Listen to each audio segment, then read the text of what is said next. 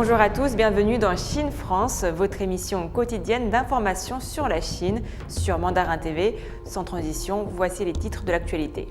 La flambée des cas de Covid-19 en Chine ne devrait pas avoir d'impact significatif en Europe, car les variants qui y circulent sont déjà présents sur le vieux continent, estime l'Organisation mondiale de la santé. L'agence chinoise de médias et de publication a annoncé que 44 nouveaux jeux vidéo ont obtenu leur licence de diffusion sur le sol chinois. Les ventes de voitures électriques et hybrides ont pratiquement doublé en 2022 en Chine et ont représenté plus du quart des véhicules écoulés, battant un nouveau record. La hausse actuelle en Chine ne devrait pas avoir d'impact significatif sur la situation épidémiologique du Covid-19 dans la région européenne, a déclaré mardi 10 janvier le directeur régional de l'OMS, Hans Kluge, lors d'une conférence de presse en ligne. Il a appelé les pays de sa zone à seulement prendre des mesures proportionnées et non discriminatoires vis-à-vis des voyageurs en provenance de Chine.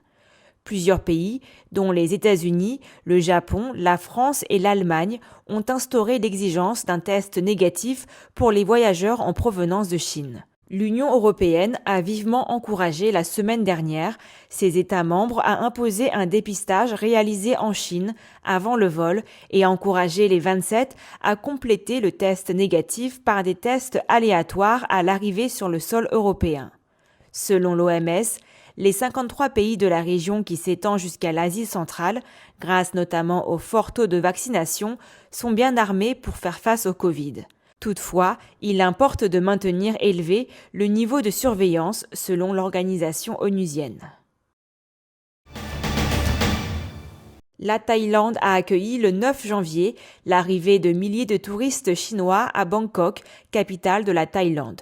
C'est le premier groupe de voyageurs chinois après l'optimisation de la politique Covid-19 chinoise, entrée en vigueur le 8 janvier. À l'aéroport Suvarnabhumi de Samut Prakan, le vice-premier ministre de la Thaïlande et le ministre de la Santé publique thaïlandais et d'autres hauts fonctionnaires ont accueilli 269 touristes originaires de la ville de Xiamen, dans la province du Fujian, dans le sud-est de la Chine, avec des fleurs et des sacs cadeaux. Selon le ministre, l'augmentation du nombre de touristes entrant en Thaïlande en provenance de Chine et d'autres pays est un signe positif pour le secteur touristique thaïlandais, générant des revenus et créant des emplois pour les habitants thaïlandais, ce qui favorise la reprise économique du pays. Au total, 15 vols en provenance de Chine, accueillant environ 3465 passagers, devraient arriver à Bangkok le 9 janvier, a-t-il indiqué.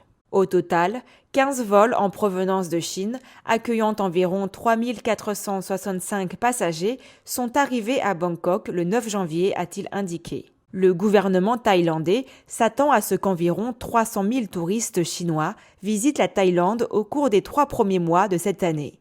Le même jour, le ministre de la Santé publique thaïlandais a déclaré que les visiteurs n'auront désormais plus besoin de présenter une attestation de vaccination, mais les voyageurs des pays qui exigent des tests PCR à leur retour seront tenus d'avoir contracté une assurance maladie, y compris la Covid-19, avant d'entrer en Thaïlande.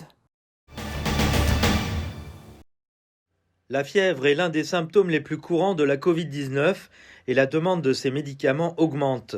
De nombreux gouvernements locaux se coordonnent avec les producteurs et les magasins de détail pour résoudre les problèmes d'achat de médicaments.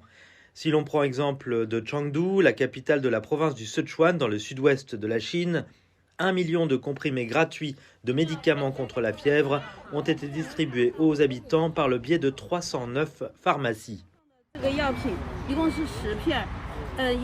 Chaque paquet contient 10 pilules contre la fièvre, ce qui correspond à la dose d'un adulte pour 3 jours. Les personnes doivent s'inscrire avec leur carte d'identité, car une seule personne peut prétendre un paquet. La chambre de commerce pharmaceutique de Chengdu a également appelé les pharmacies de détail à diviser les boîtes de médicaments en quantité limitée pour inciter davantage de personnes à les acheter. Le million de médicaments gratuits peut répondre aux besoins de 100 000 personnes. À l'avenir, sous la direction et l'aide du gouvernement, nous coopérerons avec davantage d'entreprises pour assurer un approvisionnement régulier du marché. Pour certaines personnes vulnérables, le gouvernement de Myanyang livre 30 000 kits de prévention des épidémies à leur domicile, y compris des médicaments, des fournitures de désinfection et des masques. Le kit de prévention des épidémies a été livré à temps. Je connais bien ces médicaments, mais maintenant, je n'en ai pas chez moi. J'en ai vraiment besoin. Le gouvernement de Chengdu a déclaré qu'à l'heure actuelle, Chengdu disposait d'un stock suffisant de matières premières pour les médicaments contre la fièvre, qui peut produire plus de 300 millions de comprimés. On prévoit que la pénurie actuelle de médicaments soit inversée dans 2 semaines.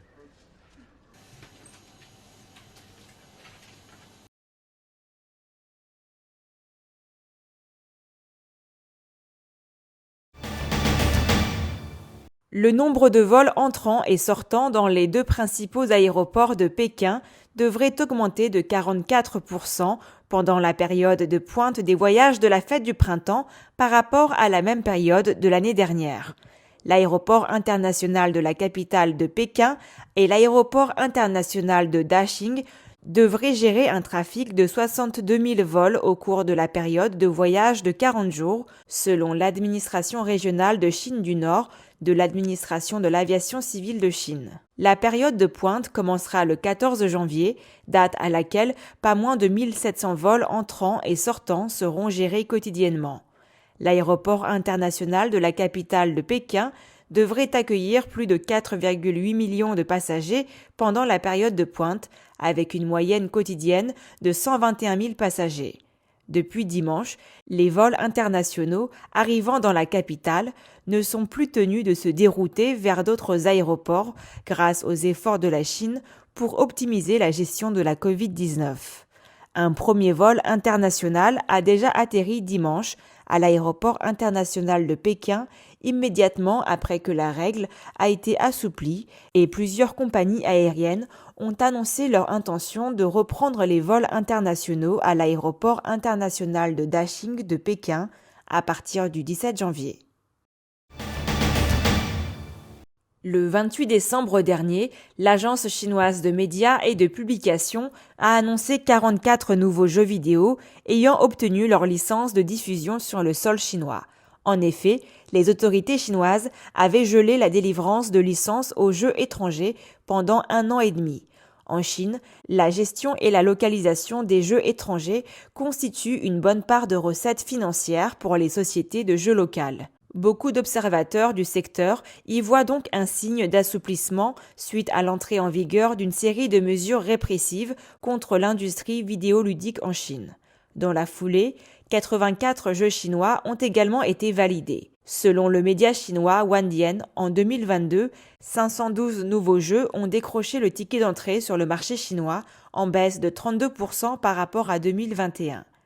D'août 2021 à avril 2022, la Chine a suspendu pendant 8 mois la délivrance de licences aux jeux vidéo, créant une crise sans précédent dans le secteur. Même les géants numériques comme ByteDance, Baidu ou iQIYI ont dû retirer leurs services jeux vidéo sans même évoquer les petits studios qui étaient nombreux à faire faillite. Les ventes de voitures électriques et hybrides ont pratiquement doublé en Chine en 2022 et ont représenté plus du quart des véhicules écoulés, un niveau jamais vu, a annoncé mardi une fédération professionnelle. La Chine vise en 2035 des ventes automobiles majoritairement composées de véhicules dits non polluants. Au total, toutes catégories confondues, essence, diesel, électrique, hybride, 20,54 millions de véhicules ont été vendus l'an passé, soit une progression de 1,9%, a indiqué la Fédération chinoise des constructeurs de voitures individuelles. Les consommateurs ont profité du dernier mois de mesures de soutien de l'État, dont des subventions pour les véhicules électriques et des réductions d'impôts pour certains véhicules. Sur l'ensemble de 2022, un total de 5,67 millions de voitures hybrides et électriques ont été écoulées, un nouveau record. Il s'agit de près du double de l'année précédente. De nombreuses marques locales, BYD, Geely, Xpeng ou encore NIO, rivalisent sur ce créneau avec l'américain Tesla et les autres constructeurs étrangers. Pas moins de 520 millions de visiteurs sont attendus par l'Académie chinoise du tourisme au cours de la saison de glace et de neige 2024-2025. L'enthousiasme pour ces loisirs a été attisé par les JO d'hiver de Pékin en 2022, qui ont parallèlement dynamisé la croissance de l'industrie de la glace et de la neige.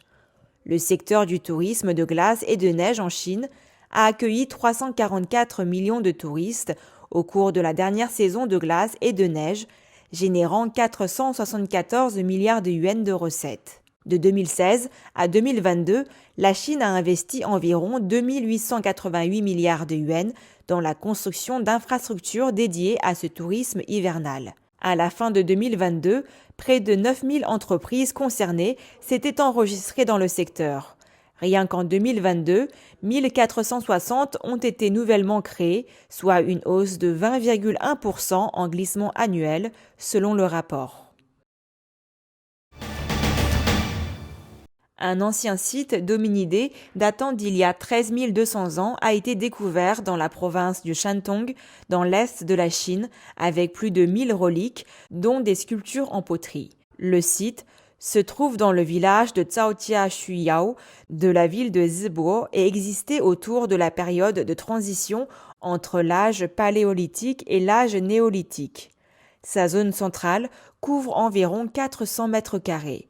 La plupart des reliques exhumées étaient des os d'animaux, des lambeaux de poterie et des sculptures en poterie. Selon Zhao Yizhao de l'Institut provincial de recherche sur les reliques culturelles et l'archéologie, nous pouvons voir que les techniques de fabrication de poterie étaient devenues relativement matures à cette époque, et les reliques sont les premières poteries découvertes jusqu'à présent dans le Shandong, précisant que certains os de cerf et d'oiseaux portent des marques de coupe, ce qui indique que la consommation de viande de l'ancien hominidé était centrée sur les oiseaux et les cerfs. La découverte a contribué à combler le vide des ruines humaines préhistoriques dans la région, fournissant des preuves clés de la transition significative du paléolithique au néolithique dans le nord de la Chine, en particulier dans la région du Shandong. C'est la fin de votre journal. Merci à tous de l'avoir suivi. Je vous souhaite une très belle journée ou une très belle soirée sur Mandarin TV.